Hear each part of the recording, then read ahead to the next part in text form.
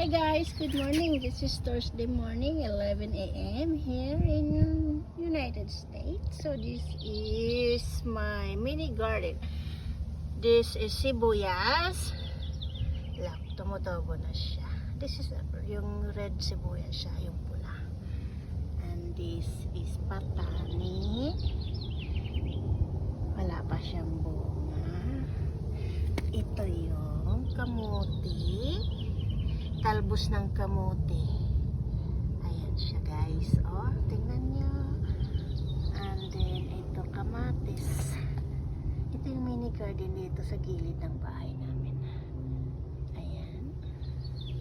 Sibuyas dahon. Tingnan mo. Mumulaklak siya. Ayan ang bulaklak ng sibuyas dahon. Namumulaklak pala siya. Tapos ito, strawberry. Ayan, wala pa siyang bunga. Strawberry yan. Ito, puro siya kamatis. Ayan, may bunga na siya. Liit lang.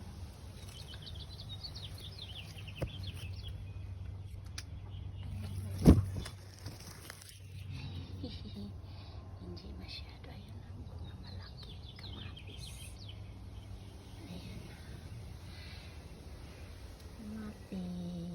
Ito, strawberry. Sa paso lang siya, oh.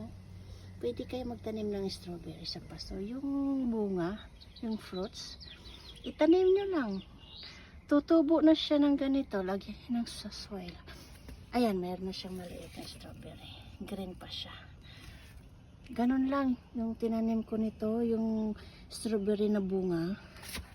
Instead na kainin mo, tanim mo na para dumami. Diba?